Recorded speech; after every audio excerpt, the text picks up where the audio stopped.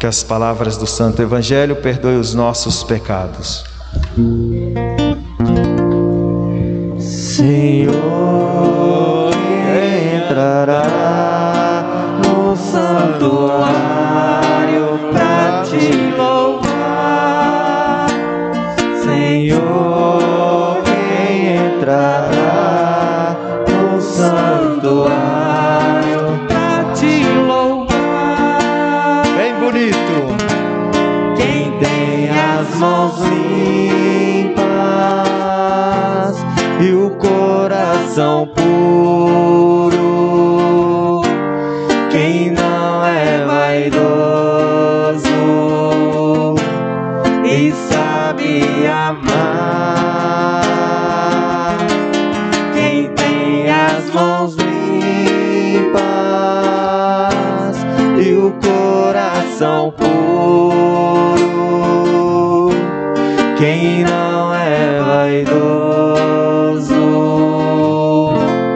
e sabe amar.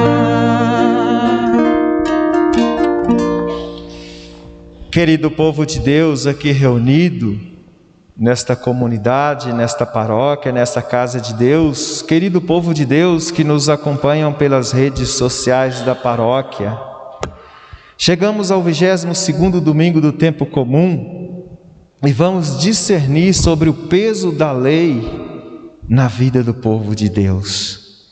E é tão bonito porque a nossa liturgia de hoje, nesses 4 textos belíssimos, já começa lá com Moisés falando com o povo.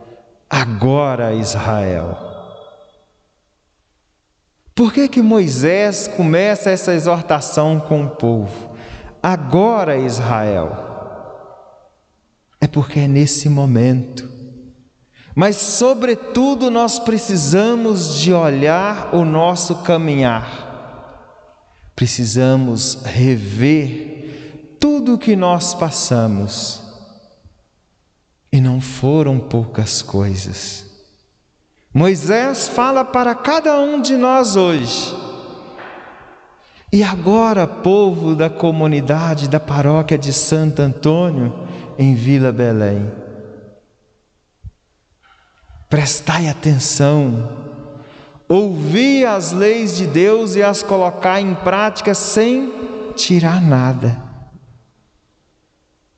Porque é sabido que esse povo já estava prestes a adentrar a terra prometida, já estão ali nas estepes de Moabe, já quase avistando o outro lado do Jordão, onde eles iam adentrar a terra prometida, e Moisés faz questão de chamar, de arrebanhar aquele povo como um verdadeiro pai na fé, um condutor pelo deserto, e fazer com que aquele povo relembre, entenda e tenha enraizado, incutido em vossos corações o amor salvífico, cuidadoso, amoroso e paternal de Deus.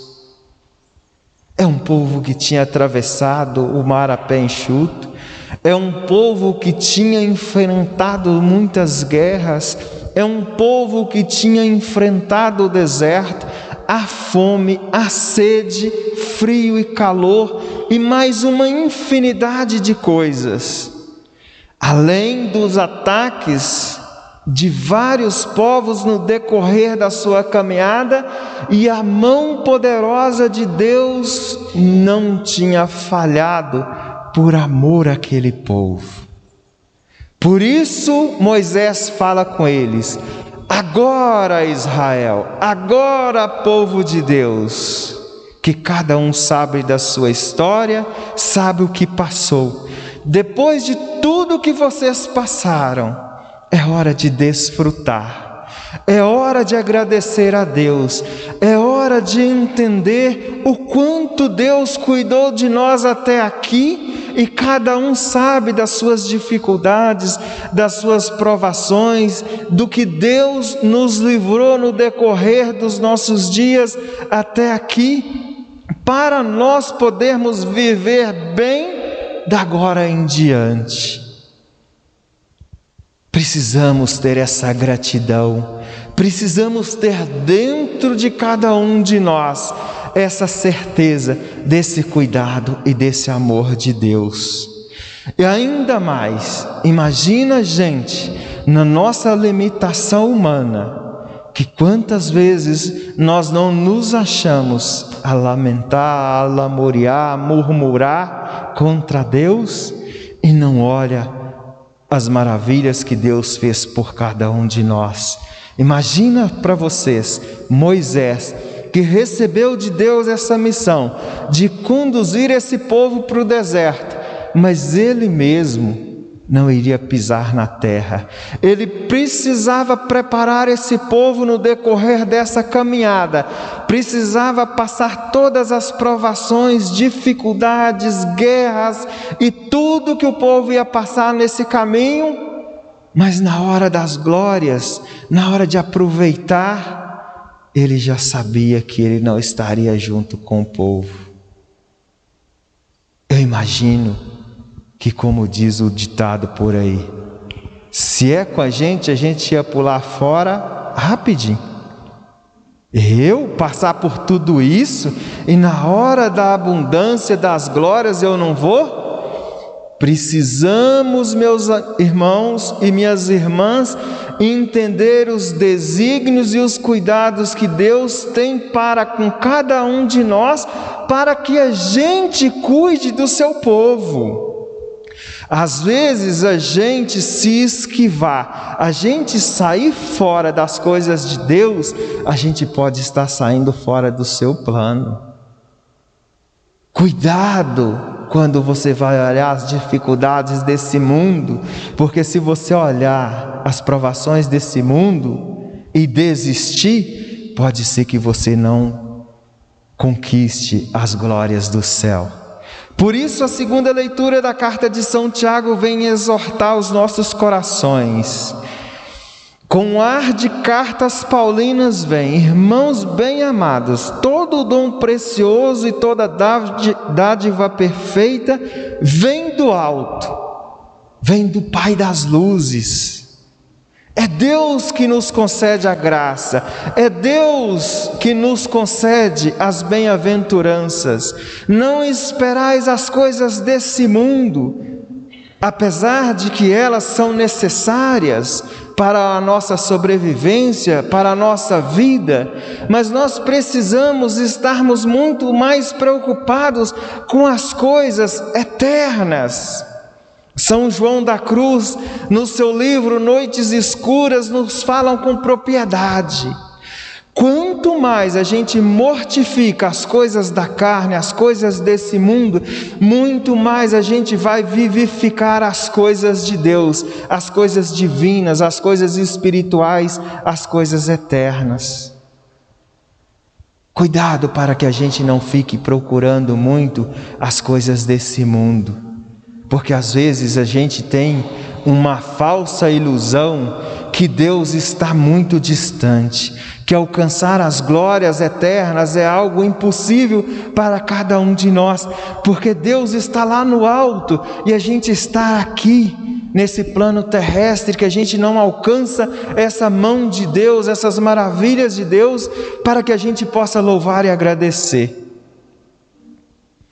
Para isso eu vou contar para vocês uma pequena história que eu contei ainda há pouco na celebração da manhã, que eu imagino que tem muita gente que já ouviu.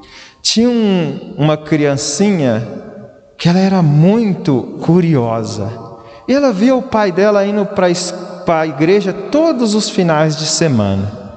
Aí ela chegou para o pai e falou assim: papai, você vai para a igreja todos os finais de semana, você não perde uma missa. Realmente Deus parece ser muito bondoso. O pai dele falou assim: sim, meu filho, Deus é muito bondoso. Pois é, papai, e que tamanho que é Deus? Aí o pai, embaraçado com aquela pergunta do filho, olha para o céu, tentando achar uma inspiração para aquela resposta, e ia passando uma aeronave. Aí o pai responde para o filho: meu filho, Deus é do tamanho daquela aeronave que já vai passando lá em cima. Aí o menino, astuto, malicioso, curioso, fala assim: papai, mas Deus é pequenininho. Aí o pai fala assim: pois é, meu filho, mas aquele é o tamanho de Deus. Passados-se uns dias, umas semanas, o pai pega aquele menino para passear e leva ele lá para o aeroporto. Vai lá para Confins.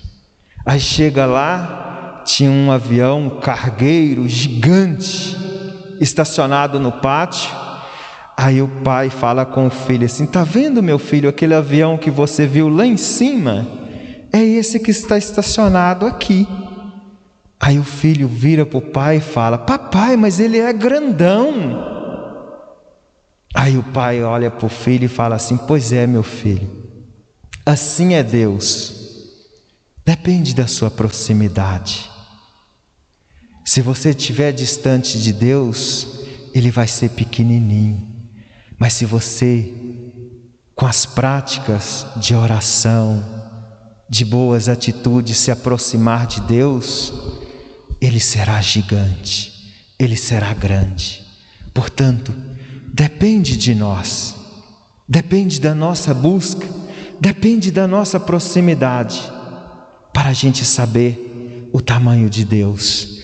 E aqui a carta nos disse: a verdadeira religião não é aquela de palavras, mas sim aquela de atitudes. E ela consiste em assistir os órfãos e viúvas em suas tribulações e não contaminar pelas coisas do mundo. E aqui, meus irmãos, nós precisamos de adentrar no sentido dessas viúvas e órfãos. Não é simplesmente imaginar essas duas situações. Quantos sentidos de viuvez que tem do nosso lado, quantas pessoas nos estendendo as mãos no decorrer da sua vida, porque ele não tem ninguém por ele, e nós virando as costas. Quantos órfãos nos pedindo ajuda, e a gente imaginando que órfão é aquele filho sem pai. Mas quantas pessoas que não pode contar com a sua família dentro do seu próprio lar, quantas pessoas que não conseguem trabalho, quantas pessoas que são órfãos de educação, de saúde, de oportunidade. Precisamos nós adentrarmos a religião das atitudes e não das aparências, e não esperar que a transformação vai ser através de uma coisa suntuosa, milagreira. Por isso, Jesus, vindo a esse mundo, enviado por Deus, está lá na Galileia, ensinando ao povo. Aqui ele já multiplicou os pães, ele já curou a filha de Jairo, o soldado, e aí Jesus começa a ter notoriedade. E aí o que os fariseus fazem? Jerusalém, a cidade da regra, da norma, da casa de Deus, envia uma comissão de fariseus e doutores da lei para lá para Galileia, para acompanhar Jesus, para ajudar Jesus, para dar notoriedade, firmeza e, ao mesmo tempo, chancelar o que Jesus está ensinando? Não, vai lá como enviados, como uma comissão para fiscalizar, começa a observar o que tem de errado. E aí eles vão para Jesus e falam: mestre, por que os seus discípulos não seguem a tradição dos antigos e comem com as mãos impuras? Era o que Jesus precisava para poder falar o coração daquele povo. Naquele tempo de Jesus, já tinha um conjunto de normas, leis e regras que chegava a 613. Todo bom judeu tinha que seguir rigorosamente esses 613 decretos, onde 248 era de forma positiva, faça assim, faça assado, dessa forma, dessa maneira, e 365 negativo, não pode isso, não pode aquilo, não faça assim, não faça assado. E isto era uma forma que os judeus acharam para lidar com as situações do seu cotidiano. Aquilo que eles tinham dificuldade, eles criavam uma lei, uma norma, não para poder trazer, não para poder abraçar, mas para excluir o povo. Você é impuro, você não é digno, você não merece, você não pode adentrar o templo por causa da sua impureza, por causa do seu estado de vida. E Jesus vem nos trazer o contrário. O que Jesus fazia? Jesus foi chamado de beberrão, comilão, porque ele abraçava os leprosos, ele almoçava, comia com as prostitutas, ele curava os doentes, e ele próprio fala: eu não vim para os sãos, eu vim para os doentes. E aí começa a incomodar esse povo, que para eles doente era impuro, não fazia parte da comunidade do reino de Deus. Mas aí Jesus vai dizer para eles: meus irmãos, o que torna o homem impuro não é aquilo que entra pela sua boca e vai pelo seu estômago, mas que está do lado, que está no coração. São as coisas que vão sair do seu coração que vai te tornar impuro. E aí, meus irmãos, nós precisamos fazer um paralelo. Quantas vezes nós não arrumamos jeito para contornar as leis de Deus e para agir em vosso nome para o nosso benefício próprio? Não temos que desvirtuar a lei para moldar de acordo com os interesses humanos, porque as coisas desse mundo, as coisas terrenas, meramente humanas, não é a que vai nos levar à salvação. Precisamos ter sim cuidado com as coisas do alto, de proximidade. Por isso Jesus vai dizer para ele 12 situações, e tudo no plural: as más intenções, imoralidades, roubos. E aqui nós precisamos sempre de colocar no plural. Roubar não é simplesmente furtar em um comércio ou de alguém que tem uma condição financeira. Cuidado para você não furtar a vida do seu irmão, tornando ela propriedade sua. Cuidado para você não furtar a forma do seu irmão se portar diante de uma situação, tirando o direito dele de dialogar. Depois, assassínios. Assassínios não é simplesmente fisicamente você matar uma pessoa. Quantas vezes a gente mata as pessoas em vida com a nossa arma que a gente tem lá, física? Não, com a nossa língua, a nossa forma de apresentar o outro. Quantas vezes nós estamos matando os nossos irmãos ao invés da gente estar dando vida? E por aí vai. Eu não vou me ater a todas, mas cuidado com as nossas formas de pensar, de ser e de agir. Porque, meus irmãos, falo para vocês com segurança, as leis precisam sim de ser os meios para nós chegarmos a Deus. Se essas leis forem muito duras, muito severas, elas serão o fim. Elas nos afastarão, elas cortarão a nossa ligação com Deus. E Jesus quer nos dizer: a verdadeira religião é aquela do seu coração. Como que você tem agido diante das adversidades desse mundo e dos vossos irmãos?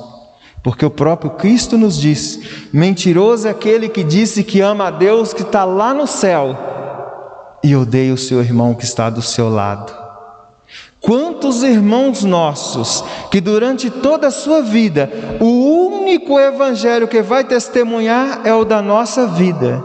É a forma que a gente fala, é a forma que a gente vive.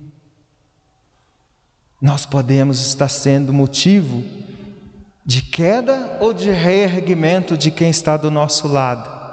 Não se atenha muito às leis, atenha o seu coração, porque Deus adentra dentro do nosso coração, enquanto nós humanos só vamos ver as aparências. Por isso Jesus vai falar, hipócritas, porque Ele entra dentro do coração dos fariseus. Jesus entra dentro do nosso coração e sabe o que tem lá dentro. Hipócritas, para vocês entenderem, seria como se fosse um ator. Ele incorpora um personagem, ele vive intensamente aquele personagem naquela peça de novela ou de filme, mas ele não é aquela pessoa. Que nós não sejamos esses atores, que a gente possa testemunhar com a nossa vida aquilo que a gente é. Porque Zizipósse, lá em 1986, já tinha feito uma música muito bonita e que nos dá esse ensinamento. Perigo é ter você perto dos olhos, mas longe do coração. Que a gente não seja essa pessoa boa diante, na frente, mas quando a pessoa vira as costas, a gente mete o pau. Que Deus nos dê essa graça, nos dê essa luz, para que o nosso coração seja voltado pelo seu amor, pela sua graça, e que as leis, tanto desse mundo e como as de Deus, seja esse caminho para nos levar até o encontro do Pai. Louvado seja nosso Senhor Jesus Cristo.